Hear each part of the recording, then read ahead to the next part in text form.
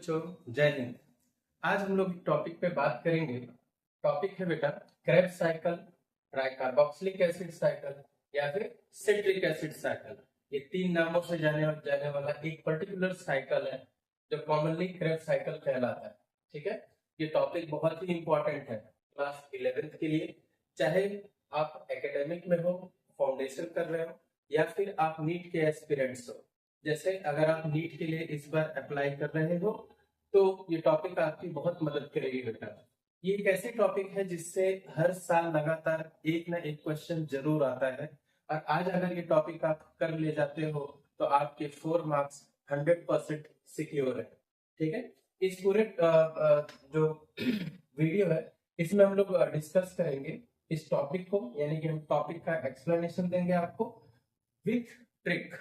ठीक है, सबसे बड़ी बात है कि इस साइकिल को याद करना थोड़ा मुश्किल होता है, बट हम थोड़ा ट्रिक लगा करके इस टॉपिक को और सिंपल करेंगे।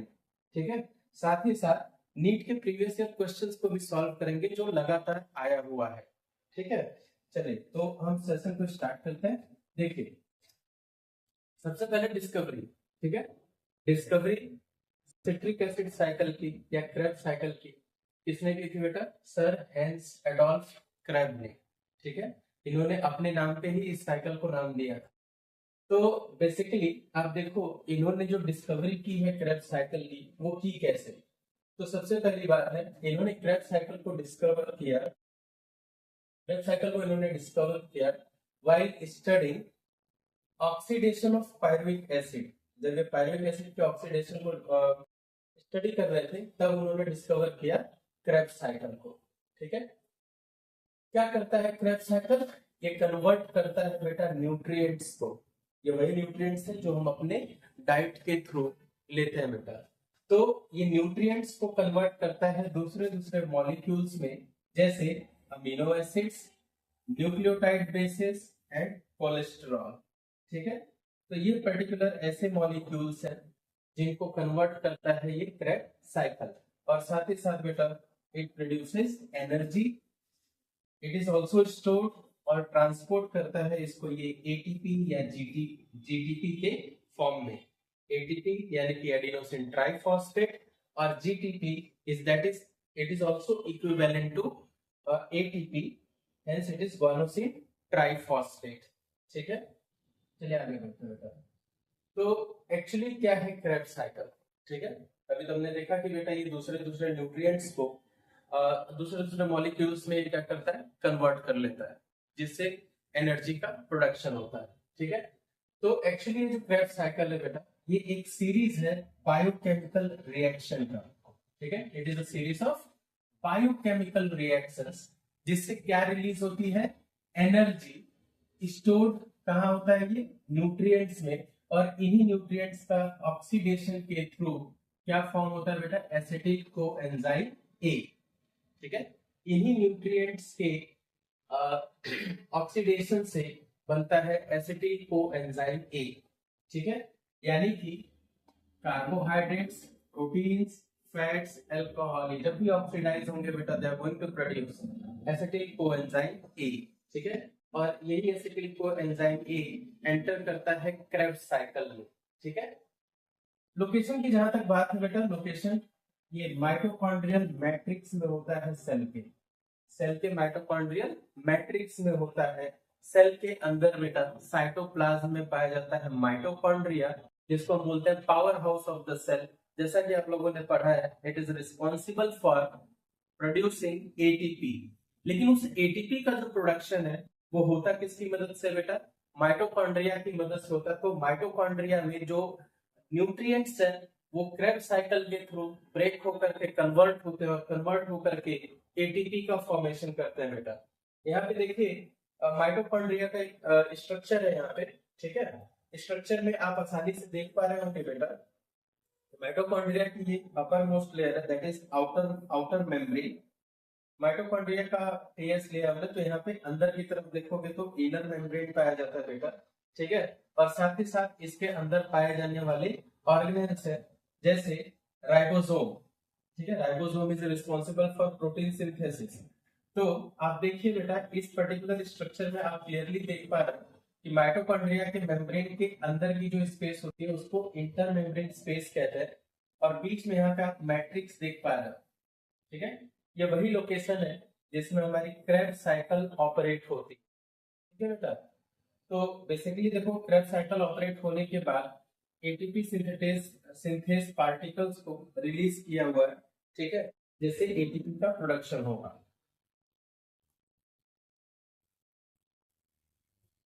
चलिए साइकिल पे आते हैं, और साइकिल पे आने के साथ साथ हम ट्रिक पे बात करते हैं, ठीक है। तो सबसे पहले इस साइकिल को ट्रिक के थ्रू समझेंगे। बहुत बेसिक सा स्ट्रक्चर है, और इस बेसिक स्ट्रक्चर में बेटा 8 स्टेप्स इन्वॉल्व होते हैं। Total number of steps are 8, ठीक है। घबराना नहीं है, बहुत आसानी से हम ट्रिक को समझेंगे, और ट्रिक को समझने के साथ साथ आप इसको याद भी कर लेंगे बेटा, ठीक है। तो ट्रिक में एक बहुत छोटा सा और सिंपल सा सेंटेंस आपको याद करना है, ठीक है। जैसे देखिए,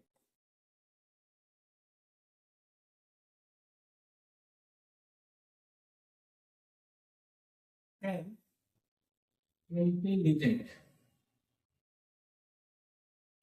इंटेलिजेंट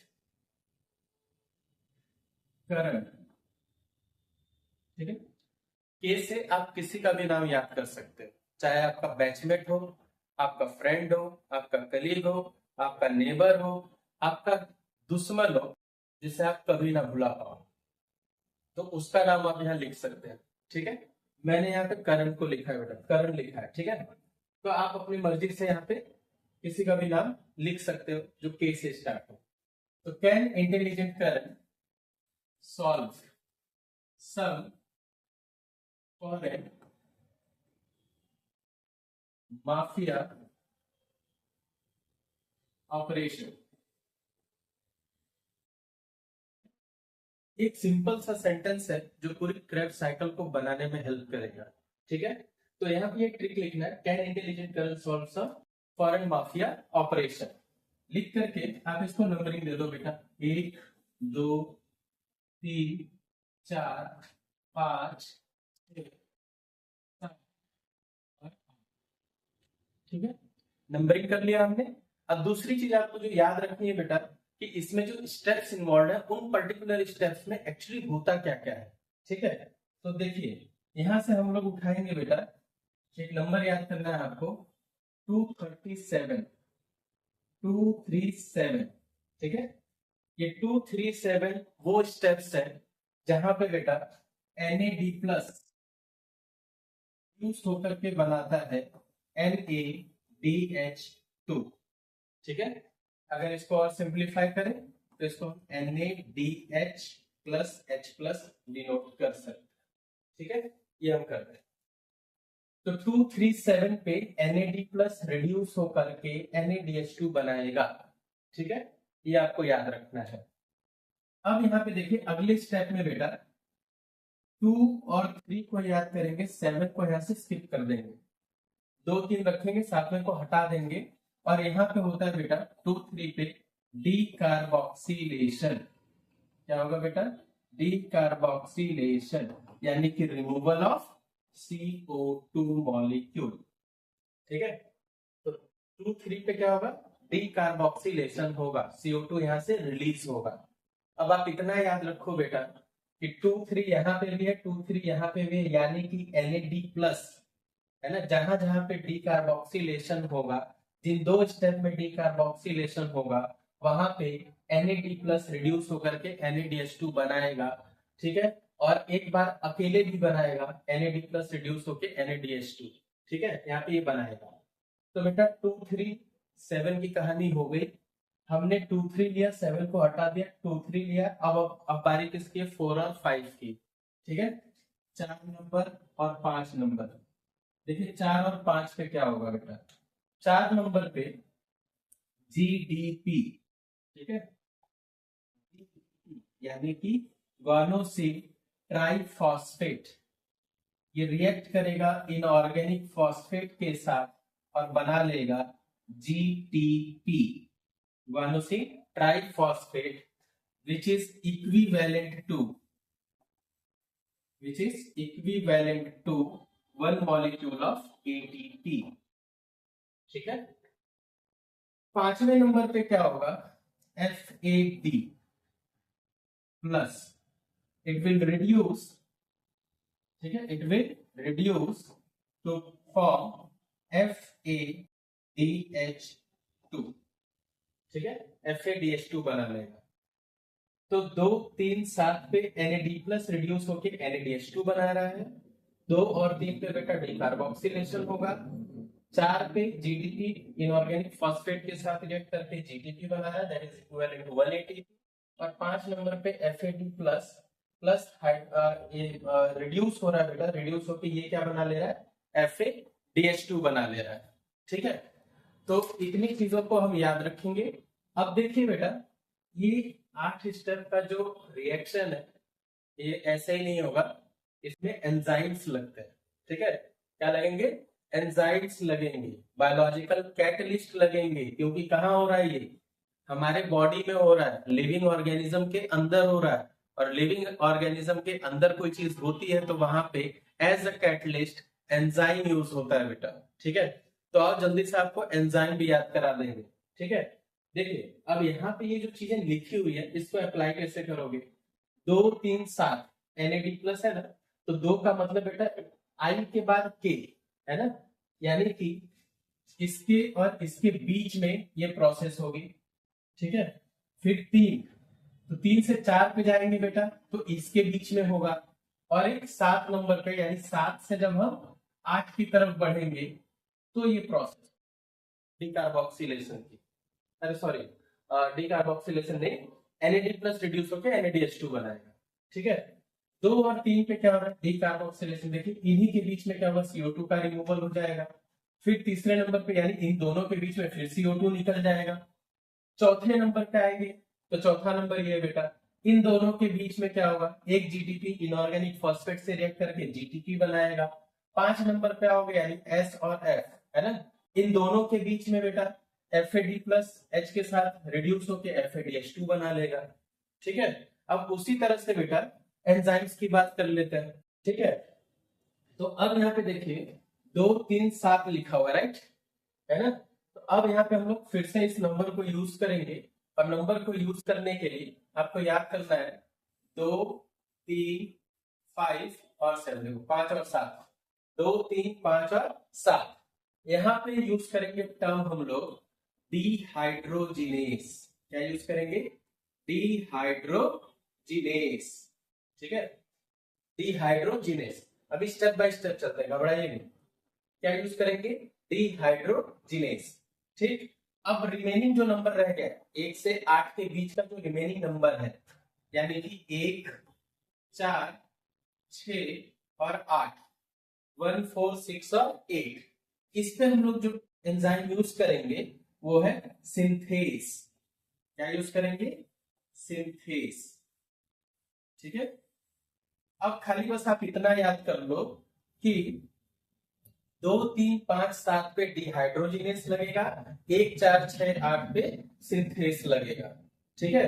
इतनी चीजों को अगर आप याद करते हो तो आप क्रेब्स साइकिल को बनाने के साथ साथ याद भी कर लोगे और बहुत आसानी से याद होगा, ठीक है। चलिए अब हम लोग इस साइकिल को बनाते हैं बेटा। तो हालांकि ट्रिक आपके सामने से गायब हो गया, इसलिए आप इसको नोट कर लीजिएगा, मैं बना के दिखाता हूं आपको यहाँ पे, ठीक है। चलिए, तो सबसे पहले मैंने आपको कहा था can intelligent colonel solve some foreign mafia operation.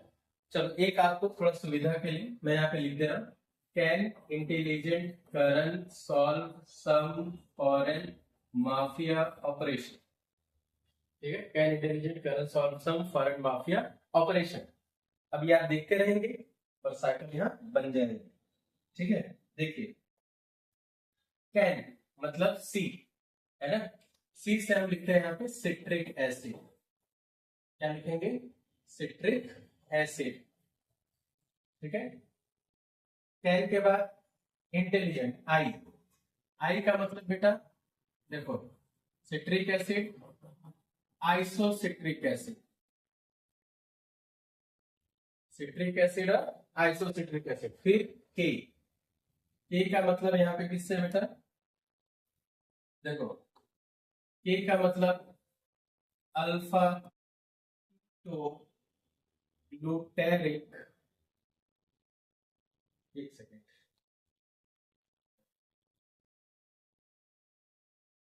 Alpha keto glutaric acid, ठीक है, अल्फा कीटो ग्लूटेरिक एसिड।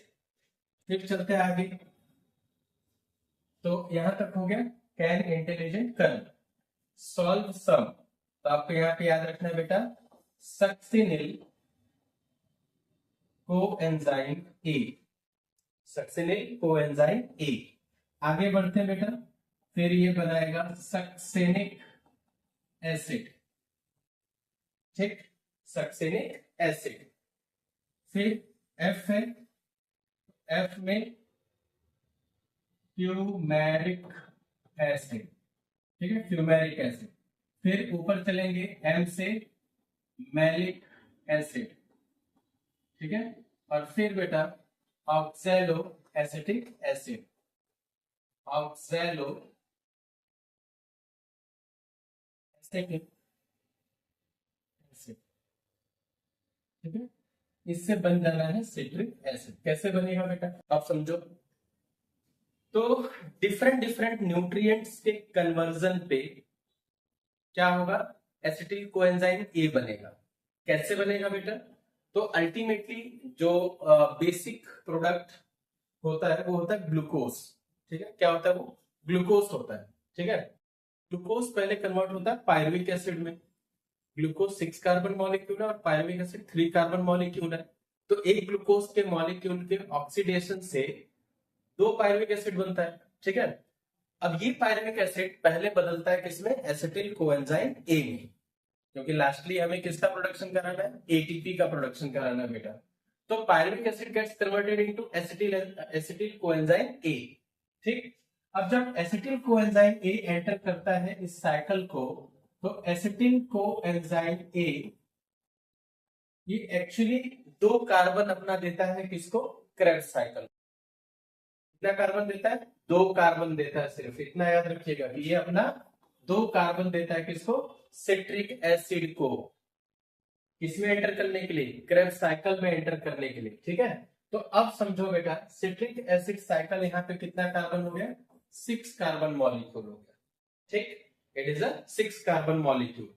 तो सिट्रिक एसिड और आइसोसिट्रिक एसिड दोनों इंटर कन्वर्टिबल है बेटा, ठीक है, दोनों एक दूसरे के आइसोमर है, तो ये बेटा इंटरचेंज हो सकते हैं आपस में, ठीक है, दे कैन इंटरचेंज। तो ये 6 कार्बन का है, तो ये भी 6 कार्बन का है बेटा, ठीक है। नंबरिंग मैंने आपको बताया था कि आप लोग करिएगा जरूर ताकि आपको कंफ्यूजन ना हो। तो 1 नंबर, तो दूसरा कलर यूज कर लेता हूं, है ना, ताकि हमें भी कंफ्यूजन ना हो। देखिए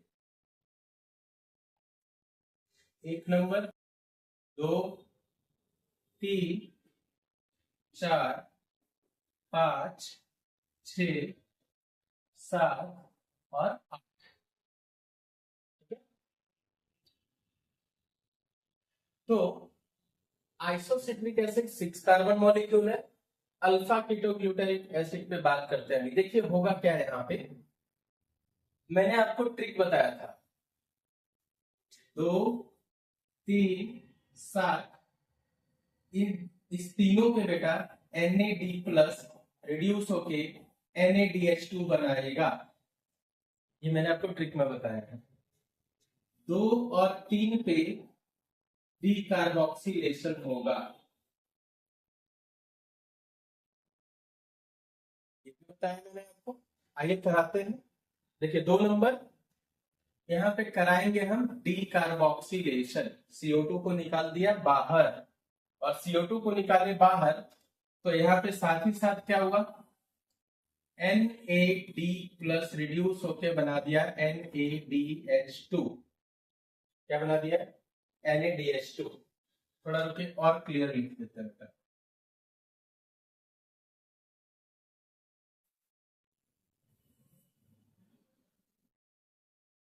देखिए CO2 निकला, NAD+ रिड्यूस्ड, क्या बनाया, NADH2 बना दिया, ठीक है। अब एक CO2 यहां से निकला, मतलब कार्बन की संख्या घट गई, डीकार्बोक्सिलेशन हुआ तो ग्लूटारिक एसिड हो गया 5 carbon molecule, alpha keto glutaric acid हो गया 5 कार्बन मॉलिक्यूल। 3 पे भी सेम प्रोसेस हो रही है, तो यहाँ पे भी क्या होगा, डीकार्बोक्सिलेशन, CO2 निकला, NAD प्लस रिड्यूस होकर के क्या बनाया, NADH2 बनाया। ठीक, NADH2 बना दिया। अब जब NADH2 बनाया तो बेटा क्या बना यहाँ पे प्रोडक्ट, सक्सिनिल कोएंजाइम ए। अब यहाँ देखो इस स्टेप में बेटा अचानक से कोएंजाइम ए एंटर किया, मतलब क्या हुआ यहाँ पे जो एंट्रेंस हुआ है, यहाँ पे कोएंजाइम ए की एंट्री हुई, यहाँ पे कोएंजाइम ए एंटर किया, CO2 निकला, NAD प्लस रिड्यूस होकर NADH2 बनाया और क्या बन गया फाइनली, सक्सिनिल कोएंजाइम ए। ठीक है, तो इस वाले पार्ट का हमने यूटिलाइजेशन कर लिया पूरी तरीके से। 7वें नंबर पे याद रखिए कि NAD प्लस रिड्यूस होकर NADH2 बनाएगा। ठीक, आइए देखते हैं आगे नेक्स्ट। अब फिर से याद करो, मैंने क्या बताया था बेटा अभी आपको, 4 नंबर पे क्या होने वाला है बेटा, और 5 नंबर पे क्या होगा। 4 नंबर पे मैंने बताया था GDP बेटा, सॉरी GDP इनऑर्गेनिक फॉस्फेट के साथ रिएक्ट करके क्या बना देगा, GDP बनाएगा। अब 5 नंबर पे बेटा क्या होने वाला है, FAD प्लस रिड्यूस होके FADH2 बनाएगा। चलो बना लेते हैं। देखो कितना स्टेप बाय स्टेप आसानी से ये साइकिल हम लोग कंस्ट्रक्ट कर रहे हैं, और अगर ये साइकिल आपके दिमाग में बैठ जाती है बेटा, तो लिखित में ले लीजिए कि नीट में आने वाला कोई भी क्वेश्चन फंसेगा नहीं बेटा। ठीक है, और जिसका फंसा उसका 5 नंबर कटेगा सीधे सीधे, और जिसका नहीं फंसा उसको 4 नंबर मिल जाएगा। ठीक है, देखिए 4 नंबर पे क्या हो रहा है, GDP इनऑर्गेनिक फॉस्फेट्स के साथ रिएक्ट करके GDP बना रहा है। ठीक, बना देते हैं बेटा। देखिए GDP plus IP, inorganic phosphate PI भी लिखते हैं, कोई दिक्कत नहीं है इसको। देखिए यहाँ पे क्या बन गया, एक GDP। अचानक से बेटा ये जो कोएंजाइम ए है ये यहाँ से गायब हो गया, और इसको किस में बदल दिया, सक्सेनिक एसिड में। मतलब साथ ही साथ और क्या बाहर हुआ इससे, कोएंजाइम ए बाहर हो गया, किसमें बदल गया बेटा, वो सक्सेनिक एसिड में। 5वें स्टेप पे मैंने कहा FAD प्लस रिड्यूस होके FADH2 बना लेगा।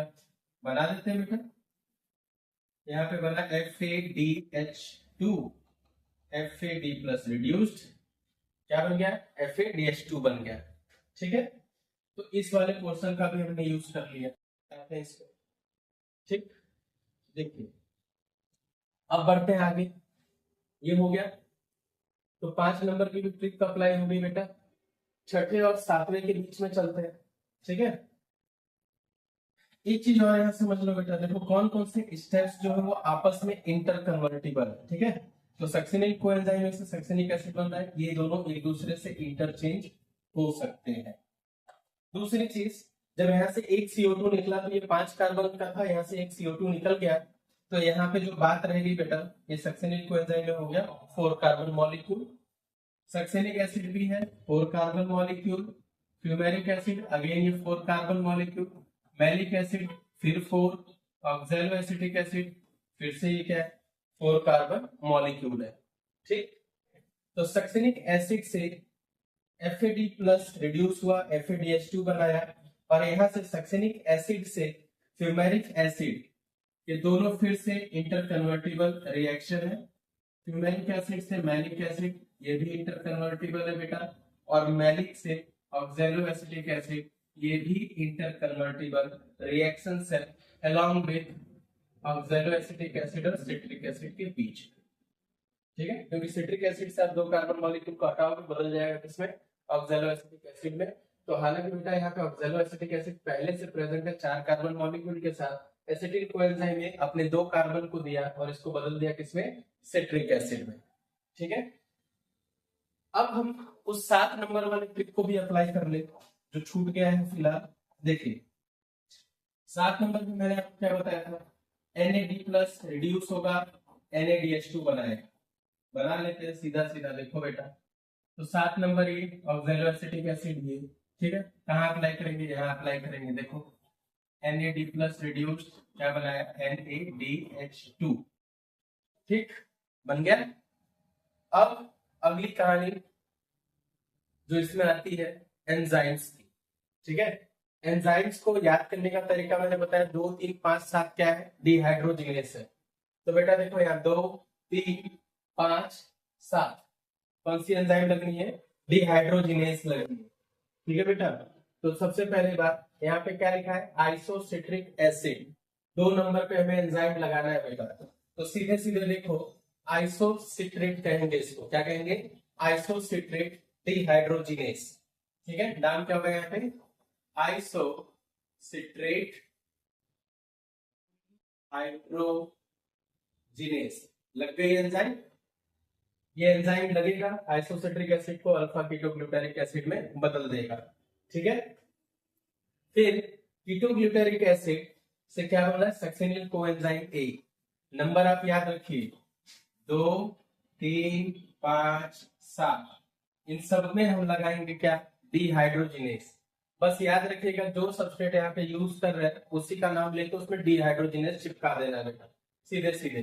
तो अल्फा कीटोग्लूटारिक एसिड है, तो यहाँ पे एंजाइम कौन सा लगेगा, alpha ketoglutarate, alpha ketoglutarate dehydrogenase. ठीक है, लीजिए यहाँ पे एंजाइम लग गया, तो 2 पे लगा, 3 पे लगा, चलते हैं 5 की तरफ। ठीक है, 5वें पे क्या लगना है बेटा, देखो सक्सिनिक एसिड है तो इसी को ले लो बेटा, इसको लोगे क्या बन जाएगा यहाँ पे, सक्सिनेट। क्या बनेगा, सक्सिनेट डिहाइड्रोजिनेस,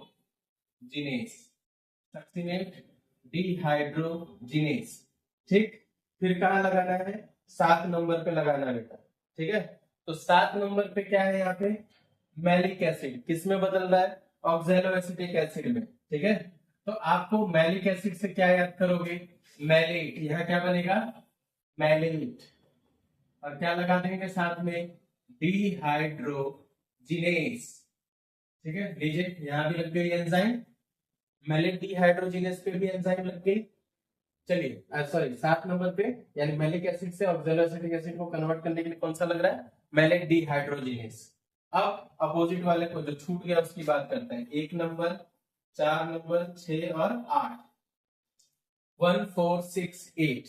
ठीक है, तो 1 और 2 के बीच में ध्यान रखिए थोड़ा सा डिफरेंस है, यहाँ पे लगेगा क्या, एकोनीटेस। क्या लगेगा, एकोनीटेस, ये एंजाइम लगेगा बेटा, सिट्रिक एसिड से आइसोसिट्रिक एसिड बनाने के लिए लगेगा एकोनीटेस। और इसके बाद बेटा सीधे सीधे जैसे मैंने आपको बताया कि हम क्या यूज करने वाले हैं, सिंथेटेस। तो देखिए एक पे देख लिया, अब हम लगाएंगे किस पे, चौथे नंबर पे। और चौथे नंबर पे हमारा मॉलिक्यूल है सक्सिनिल कोएंजाइम ए, यानी कि अब जो एंजाइम लगेगी बेटा वो यहाँ लगेगी, और यहाँ पे लगेगी क्या, सक्सिनिल कोएंजाइम ए सिंथेस, सक्सिनिल कोएंजाइम ए सिंथेस। ठीक है, तो यहाँ पे एक्चुअली देखो 2 एंजाइम लग रही, 2 लग रही है, नहीं सॉरी एक ही लग रही है, दैट इज सक्सिनिल कोएंजाइम से सक्सिनिक एसिड के कन्वर्जन में। और जो यहाँ पे हमने एंजाइम यूज किया था सक्सिनिक को फ्यूमेरिक में बदलने के लिए किया था, डिहाइड्रोजिनेस का। तो कंफ्यूज नहीं होना, 4 और 5 के बीच में सिंथेस है, 5 और 6 के बीच में सक्सिनेट डिहाइड्रोजिनेस है। ठीक है, तो बेटा 1 पे लग गई, 4 पे लगा दिया, अब 6 पे लगाएंगे। 6 क्या है, फ्यूमेरिक एसिड से मैलिक एसिड बन रहा है, फ्यूमेरिक एसिड से मैलिक एसिड बनाने के लिए बेटा एंजाइम जो हम लोग यूज करते हैं दैट इज फ्यूमरेज। कौन सी एंजाइम लगेगी, फ्यूमरेज। ठीक है, फ्यूमरेज। इसके बाद बचा बेटा 8वां, तो ऑक्सैलो एसिटिक एसिड से सिट्रिक एसिड बनाने के लिए एंजाइम लगेगा सिट्रेट सिंथेस, सिट्रेट सिंथेस। ठीक है, तो बेटा ये बन गई क्या आपकी क्रेब्स साइकिल, ये पूरी तरीके से तैयार हो चुकी है। अब जो अगला स्टेप है बेटा, अब हम लोग देखेंगे कि कितना एटीपी का प्रोडक्शन होता है क्रेब्स साइकिल से। ठीक है, अब आपको काउंट करना है। क्या काउंट करेंगे हम लोग? एसिमिलेटरी पावर्स को गिनेंगे बेटा। एसिमिलेटरी पावर्स क्या होते हैं? तो एसिमिलेटरी पावर्स यहाँ पे दो बनते हैं, एक है NaDH2, दूसरा है FADH2। NaDH2 और FADH2 ये दोनों ही कहलाते हैं एसिमिलेटरी पावर्स, जिनका हम एनकैशमेंट कराते हैं एटीपी बनाने के लिए। ठीक, अब एनकैशमेंट क्या होता है? तो क्रेब्स साइकिल एक छोटा सा टॉपिक हम यहाँ पे डिस्कस कर रहे हैं। बेसिकली पूरी रेस्पिरेशन की जो प्रोसेस है वो 5 अलग अलग साइकिल से होकर के गुजरती है। ठीक है, इसमें सबसे पहला जो होता है वो होता है ग्लाइकोलिसिस। ग्लाइकोलिसिस में क्या करते हैं? ग्लूकोज का कन्वर्जन कराते हैं पायरुविक एसिड में। फिर पायरुविक एसिड से एसिटिल कोएंजाइम ए बनाते हैं बेटा। तो एसिटिल कोएंजाइम ए का बनना पायरुविक एसिड से कहलाता है लिंक रिएक्शन। ठीक है, क्या कहलाता है? Link reaction. इसके बाद एसिटिल कोएंजाइम एंटर करता है क्रेब्स साइकिल में। तो ये तीसरा स्टेप हो गया, क्रेब्स साइकिल। क्रेब्स साइकिल होता है। क्रेब्स साइकिल के बाद नेक्स्ट जो स्टेप होता है that is phosphorylation, oxidative phosphorylation. ठीक है, सॉरी ऑक्सीडेटिव फॉस्फोराइलेशन नहीं, पहले क्रेब्स साइकिल के बाद होगा ETS that is electron transport chain या electron transport system. Electron transport system में जाने के बाद एक प्रोसेस होती है ऑक्सीडेटिव फॉस्फोराइलेशन में, जिसका फाइनल रिजल्ट एटीपी प्रोडक्शन होता है। ठीक है, तो यहाँ पे जो एसिमिलेटरी पावर्स है NaDH2 और FADH2 का एनकैशमेंट कराते हैं और क्या बनाते हैं? एटीपी। तो देखते हैं कैसे होगा ये। आइए आगे बढ़ते हैं।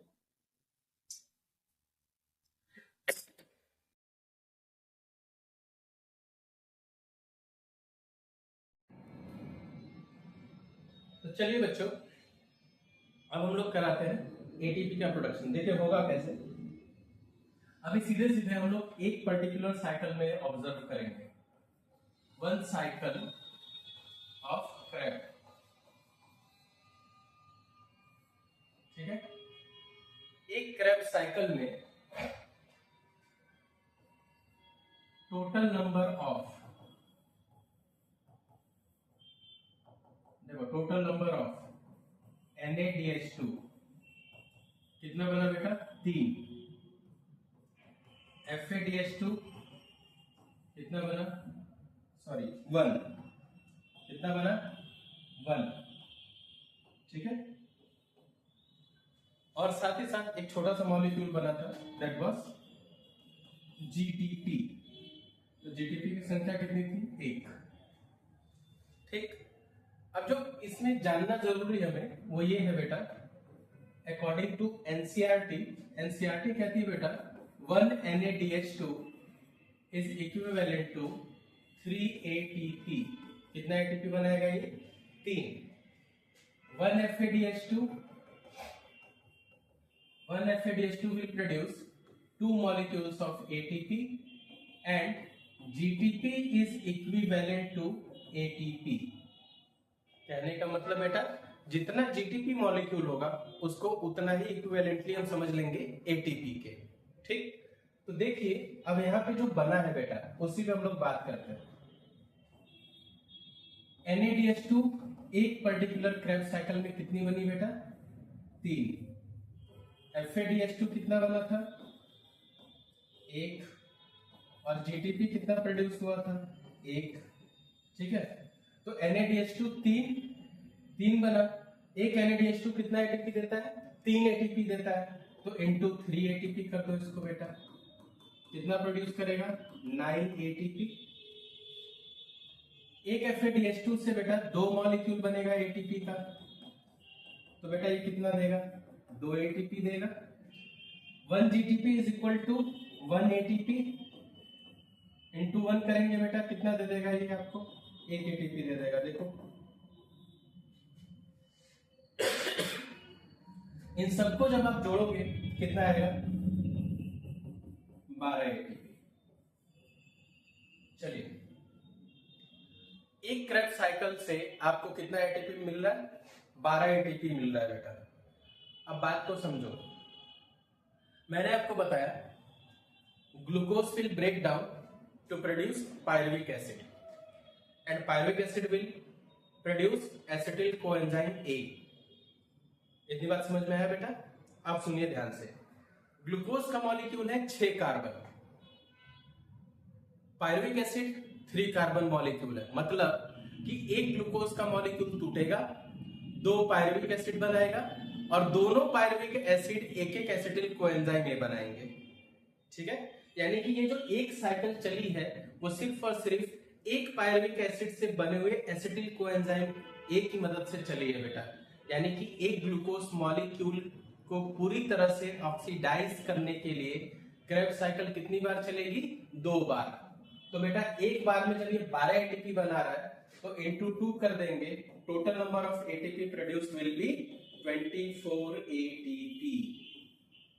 यानी कि एक ग्लूकोज के मॉलिक्यूल को ऑक्सीडाइज करने के बाद क्रेब्स साइकिल हमें देता है कितना एटीपी बेटा? 24 एटीपी ऑफ मॉलिक्यूल्स। ठीक है, 24 एटीपी मॉलिक्यूल्स देता है ये। ठीक है, चलिए तो इस तरह से ये साइकिल पूरी हुई।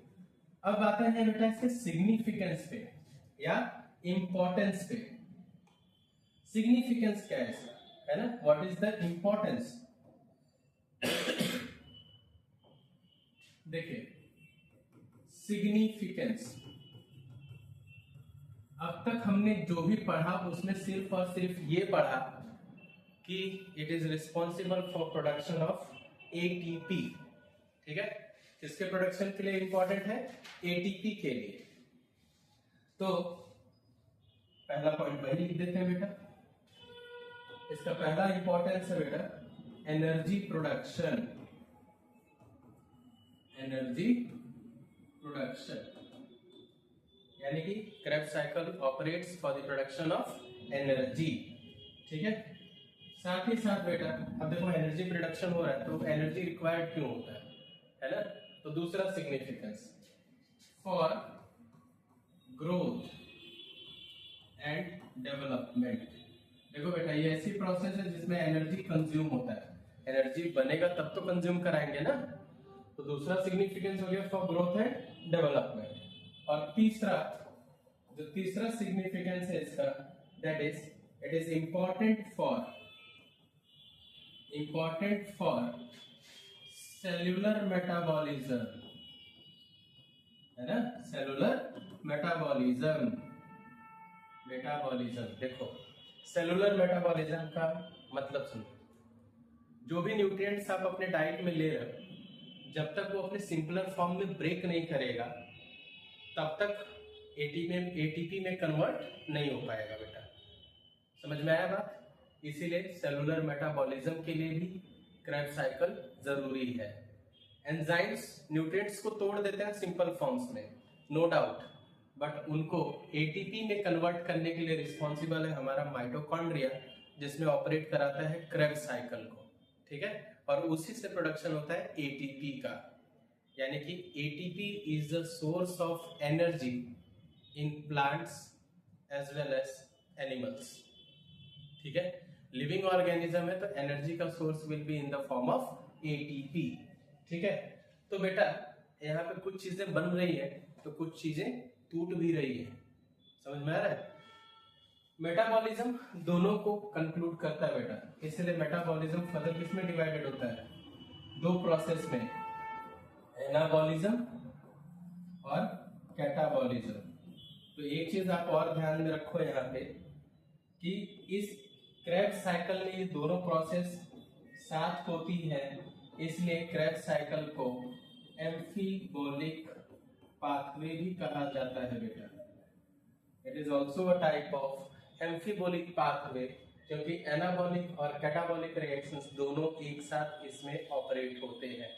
ठीक है, और ये जो कुछ भी आपने पढ़ा है that takes during the time of, या इसको हम कह सकते हैं बेटा, या जनरली जो ये होता है it occurs during the presence of oxygen, यानी कि एरोबिक कंडीशंस में एटीपी का प्रोडक्शन होता है।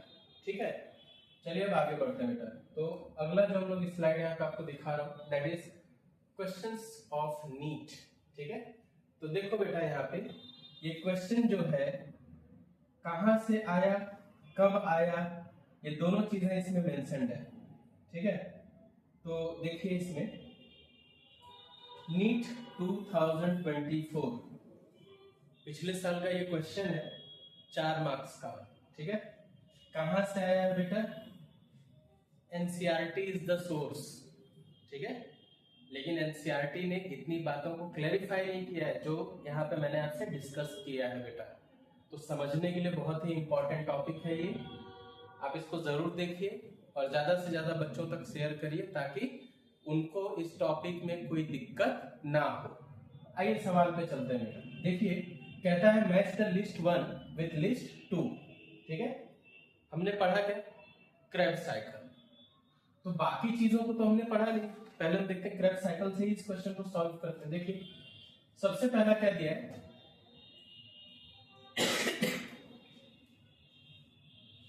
Citric acid cycle. List A में साइकिल के नाम citric acid cycle, glycolysis, electron transport system और प्रोटॉन ग्रेडियंट। इधर लोकेशन दे रखा है, cytoplasm, mitochondrial matrix, inner membrane space of mitochondria, inner mitochondrial membrane, है ना। और बाद में कहा है कि choose the correct answer from the option given below. अब जहां तक मुझे लग रहा है बेटा आपने इस क्वेश्चन को सॉल्व कर लिया या नहीं? चलो कर लिए होंगे बेटा, अगर आपने वीडियो को पूरा ध्यान से देखा है तो ये क्वेश्चन लग गया होगा। देखिए मैं लगा दे रहा हूं, कैसे? देखिए सिट्रिक एसिड साइकिल, लोकेशन मैंने आपको क्या बताया था? Mitochondrial matrix. क्या बताया था बेटा? Mitochondrial matrix. आइए देखते हैं ए का सेकंड किस में है। यहाँ देखिए 4 ऑप्शन है, ए का सेकंड, ए का थर्ड, ए का फोर्थ, ए का 1। अब जाहिर सी बात है अगर ये आप 100% श्योर हो, इफ यू आर 100% श्योर, तो बेटा जाहिर सी बात है आंसर 1 इज करेक्ट। बाकी 3 तो देखना भी नहीं है ना, बस आपको सिर्फ ये ऑप्शन चेक करना था कि ए का सेकंड किस में दे रखा है। अगर ए का सेकंड किसी और भी ऑप्शन में दिया होता तो फिर ये दिक्कतें आती, ये पता होता, वो पता होना चाहिए आपको, है ना। लेकिन ए सिर्फ सेकंड एक में ही दिया है तो ये क्वेश्चन सॉल्व हो गया। ठीक है, आंसर विल बी 1। आइए दूसरे सवाल पे चलते हैं। कहता है बेटा identify the step in tricarboxylic acid cycle which does not involve oxidation of substrate, जिसमें ऑक्सीडेशन ना हो सबस्ट्रेट का, यानी कि मैलिक एसिड से सक्सिनिक एसिड से मैलिक एसिड बन रहा था, राइट। तो सक्सिनिक एसिड से मैलिक एसिड बनाने के लिए हमने डिहाइड्रोजिनेस एंजाइम यूज किया था, मतलब वहां पे ऑक्सीडेशन हुआ था, ऑक्सीडेशन कराकर हमने मैलिक एसिड बनाया था, तो ए तो होगा नहीं। आइसोसिट्रेट से अल्फा कीटोग्लूटारिक एसिड, यहां पे भी हमने किया था, ये भी नहीं होगा। मैलिक से ऑक्सैलो बनाया था, ये भी नहीं होगा। बच गया क्या? Succinyl coenzyme A, succinic acid interconvertible है सब, सिर्फ हमने क्या किया था, सक्सिनिल कोएंजाइम ए से सक्सिनिल कोएंजाइम ए को बाहर किया था और सक्सिनिक एसिड बन गया था। ठीक है, देवर इंटरचेंजेबल। अब देखो ये भी कहां से पूछा है?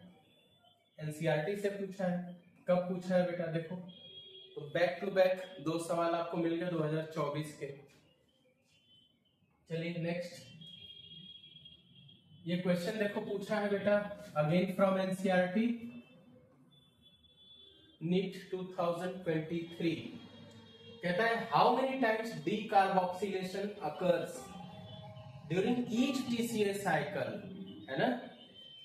कितनी बार डीकार्बोक्सिलेशन होता है बेटा? तो याद करो ट्रिक 237। यहां था NAD+ का रिडक्शन किसमें बेटा? NADH2 में। और यहां से हमने किसको हटाने को कहा था? 7 को। तो बचा क्या? 2 और 3।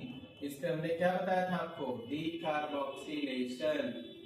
देखो इस पे बताया था ना मैंने आपको डीकार्बोक्सिलेशन। तो हो रहा है डीकार्बोक्सिलेशन। एक बार में एक साइकिल में कितनी बार होगा? 2 बार होगा। कहां कहां होगा? दूसरे और तीसरे स्टेप पे होगा। Question solve. चलिए आगे बढ़िए। नेक्स्ट कहता है number of times decarboxylation of isocitrate occurs during single cycle. ये कौन सा सवाल है? देखो नीट 2022 का सवाल है ये। फिर किससे पूछा है? एनसीईआरटी से पूछा है बेटा। आइसोसिट्रेट का डीकार्बोक्सिलेशन पूछ रहा है, कितनी बार हुआ था? एक बार में एक ही ना हुआ, तो बेटा 2 बार चलेगी साइकिल तो 2 बार होगा, एक बार चलेगी तो 1 बार होगा, आंसर विल बी 1। आगे बढ़ते हैं। कहता है 5 carbon compound formed during TCS cycle, बताओ। ये क्या था बेटा? 4 कार्बन, ये क्या था? 4 कार्बन, ये क्या है? 4 कार्बन, बचा क्या? ये था 5 कार्बन। लो भाई आंसर हो गया। देख रहे हो कितने आसान सवाल है, लेकिन आसान लगेगा बेटा किसको? जिसने इस टॉपिक को ढंग से पढ़ा होगा, है ना। जो जानता है उसके लिए तो ये टफ है, जो जानता है उसके लिए 1 सेकंड का ये सवाल है बेटा। कब पूछा था? 2022 में पूछा था। देखो नीट में 2022 में आया था बेटा। Again this question from NCERT, है ना। आगे बढ़ते हैं। नेक्स्ट कहता है the number of substrate level of phosphorylation in 1 turn of citric acid cycle is. तो सबस्ट्रेट लेवल फॉस्फोराइलेशन की बात है, आइए बताता हूं किसमें होगा। देखो जब हम सक्सेनिल को एंजाइम ए को कन्वर्ट किए थे सक्सेनिक एसिड में, ये वो स्टेप है बेटा जिसमें सबस्ट्रेट लेवल फॉस्फोराइलेशन हो रहा है। सबस्ट्रेट लेवल फॉस्फोराइलेशन हो रहा है, याद है। जीडीपी को बदला था हमने इनऑर्गेनिक फॉस्फेट से, किसमें? जीटीपी में। और फॉस्फोराइलेशन का मतलब फॉस्फेट ग्रुप का एडिशन। तो याद कर लो, सिर्फ और सिर्फ कितना बना था? जीडीपी से जीटीपी, सिर्फ और सिर्फ एक ही पर्टिकुलर स्टेप में हुआ था। आंसर होगा 1। कब का सवाल है? 2020 का। कहां से है? एनसीईआरटी से बेटा। चलो आगे बढ़ते हैं। नेक्स्ट कहता है which statement is wrong for Krebs cycle. 2017 का सवाल है बेटा नीट में, क्रेब्स साइकिल से, और ये भी आया है एनसीईआरटी। ठीक है, स्टेटमेंट कौन सा गलत है? चलो सब पढ़ के देखते हैं। अगर आपने इस साइकिल को ढंग से पढ़ा है तो जो गलत होगा ऑटोमेटिक पता चल जाएगा। ठीक है, देखिए कहता है बेटा there is one point in the cycle where FAD plus is reduced to FADH2। बात बिल्कुल सही है बेटा। 5वें स्टेप पे हमने किया था, FAD प्लस को रिड्यूस कराया था FADH2 में, तो ये तो स्टेटमेंट सही है भाई। सवाल में आपको क्या बताना है, गलत कौन सा है। चलो दूसरा पढ़ते हैं। कहता है during conversion of succinyl coenzyme A to succinic acid a molecule of GTP is synthesized. अभी तो सवाल लगाए है ना, सबस्ट्रेट लेवल फॉस्फोराइलेशन, यानी ये भी सही है, ये भी सही है। कहता है the cycle starts with condensation of acetyl coenzyme A, बात सही है। With pyruvic acid to yield citric acid, ले गलत कर दिया। पायरुविक एसिड से तो एसिटिल कोएंजाइम A बनता है, तो यहां तो गलती हो गई। सही क्या होगा यहाँ? विद बेटा H2O वाटर। अगर पायरुविक एसिड की जगह क्या होता? H2O होता, तो ये स्टेटमेंट भी सही होता। समझे? अब यहाँ पे पायरुविक एसिड दिया, पायरुविक एसिड से एसिटिल कोएंजाइम A बनता है, और एसिटिल कोएंजाइम A अपने 2 कार्बन को जब किसको देगा? ऑक्सैलो एसिटिक एसिड को देगा, तो जाके सिट्रिक एसिड बनेगा। तो बेटा कोएंजाइम A के साथ H2O बेटा यहाँ पे इन्वॉल्व होगा, क्या ऐड करने के लिए? Citric acid. तो ये स्टेटमेंट गलत है। फिर कहता है there are 3 points in the cycle where NAD+ is reduced to NADH plus H+। बात सही है, मैंने आपको ये नंबर बता रखा है, देखो 237 237, ये वो स्टेप है जहां पे NAD+ रिड्यूस होकर NADH2 बनाता है। ये स्टेटमेंट सही है, यानी कि हमारा आंसर क्या है? ये स्टेटमेंट गलत है, मतलब answer number 3 is correct. Solve हो गया। आगे बढ़ते हैं बेटा। चलो इस टॉपिक का ये लास्ट क्वेश्चन है। जो AIPMT में 2003 में पूछा हुआ था, और ये भी NCERT का ही सवाल है। और उस समय बेटा जब AIPMT हुआ करता था तो +3 -1 का सिस्टम था बेटा, यानी अगर आपने सही किया तो 3 मार्क्स मिलेंगे, और अगर आपने गलत किया तो आपके 4 नंबर गए, क्योंकि जो आपने पाया उसमें से -1 हो गया, तो 4 नंबर सीधे सीधे आप पीछे हो जाएंगे। सवाल दिया है, in which one of the following do the two names refer to one and the same thing. चलो इसमें बताना है आपको कि सेम नेम किसका है।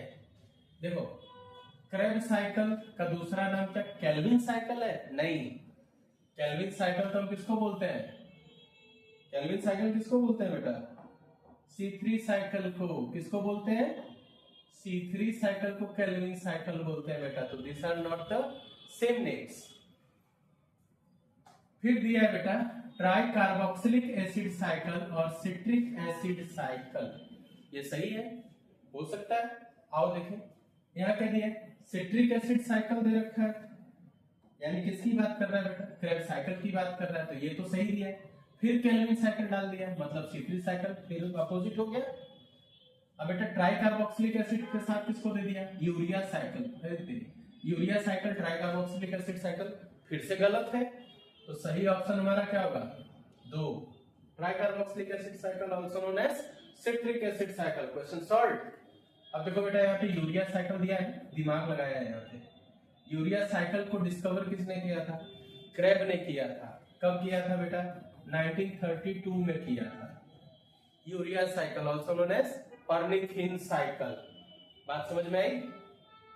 तो चलिए, ये एंड हो गया। इस टॉपिक पे सारे कंफ्यूजन आपके दूर हो गए होंगे। आप ज्यादा से ज्यादा बच्चों को इसको शेयर करिए, लाइक करिए, सब्सक्राइब करिए, और जल्द ही मिलेंगे हम दूसरे किसी टॉपिक के साथ जो क्रिस्टल क्लियर करेगा आपके नीट के सवालों का। ठीक है? Thank you for today. जय हिंद।